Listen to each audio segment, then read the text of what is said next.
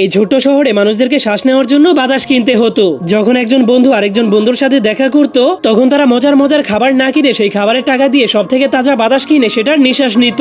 আর এই লোকটা হলো সেই শহরের মেয়র। সেই বাতাসের ব্যবসা করতে করতে সেই শহরের সব থেকে ধনী মানুষ হয়ে গিয়েছিল। কিন্তু একদিন সে খবর পেয়ে যায় যে টনি নামের একটা ছেলে পৃথিবীর সর্বশেষ একটা বীজ খুঁজে পেয়েছে, আর যদি সেই বীজ থেকে একবার গাছ হয়ে যায় তাহলে পৃথিবীর সব মানুষেরাই ফ্রিতে বাতাস নিতে পারবে। যা হলেই সেই শয়তান মেয়রের বাতাসের ব্যবসা চিরদিনের জন্যই শেষ হয়ে যাবে। এটা শোনার পরেই মেয়র তার বডিগার্ডকে নিয়ে টনি নামের সেই ছেলেটাকে ধরার জন্য জলদি করে তার বাড়ির দিকে যেতে শুরু করে। কিন্তু তখনই হঠাৎ করে রাস্তার মধ্যে তাদের গাড়ি আরেকটা গাড়ির সাথে ধাক্কা খেয়ে যায়। ঠিক তখনই এই সুযোগটাকে কাজে লাগিয়ে টনি তার পরিবারকে নিয়ে সেখান থেকে পালাতে শুরু করে দেয়। কিন্তু তখনই মেয়র তাদেরকে ধরার জন্য একটা রশিযুক্ত বন্দুক দিয়ে তাদের উপর আক্রমণ করে দেয়। যার ফলে তখনই হঠাৎ করে সেখানে অনেক বড় একটা ফ্যান চালু হয়ে যাওয়ার কারণে সেই গাছের বীজটা তাদের হাত থেকে ছুটে একটা বোতলের মধ্যে গিয়ে পড়ে যায়। যা দেখার পর যখনই সেই মেয়রের বডিগার্ড সেই বীজটাকে নেওয়ার জন্য সেখানে যেতে শুরু করে, তখনই হঠাৎ করে সেই গাড়িটা উল্টে যাওয়ার কারণে সেই গাড়িতে থাকা সবগুলো